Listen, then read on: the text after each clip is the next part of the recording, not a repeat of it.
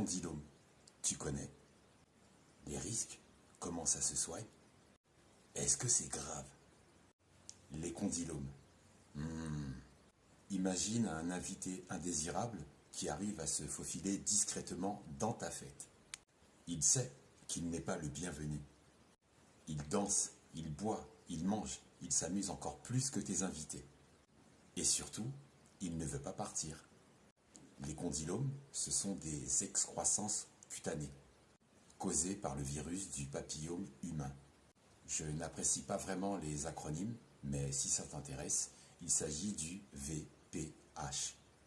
Quand on dit virus du papillome humain, les plus curieuses et les plus curieux diront « Mais qu'est-ce que c'est ?» Mais quand on dit VPH, d'autres peuvent dire « Oh, ça passe !»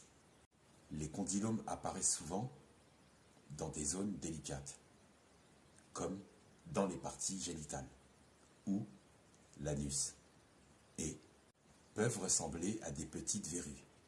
Ça, c'est pour la partie glamour. Les risques.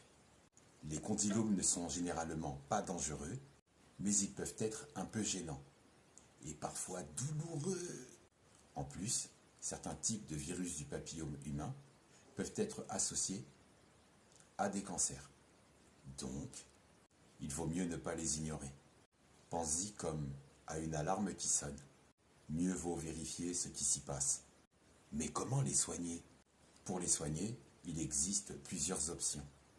Des crèmes, des traitements au laser ou même des interventions chirurgicales. Mais quelle est la meilleure option? C'est un peu comme choisir un bon vieux balai ou un aspirateur de dernière génération pour nettoyer ta maison.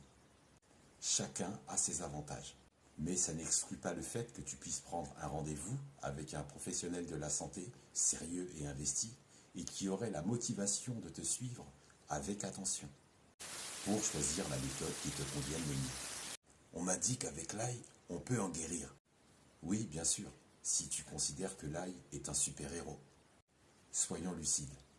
L'ail, ce petit bulbe odorant, est souvent vanté pour ses propriétés médicinales, alias le médicament naturel. Mais il ne soigne pas toutes les maladies. Il a ses limites et ses points forts. Mais il a ses limites. Bien qu'il soit excellent pour éloigner les vampires, selon la légende, je n'ai pas eu de retour, de preuves ou de témoignages sérieux révélant que l'ail puisse guérir des condylomes. Donc, même si l'ail est un super aliment, il ne peut pas remplacer un traitement au laser, par exemple.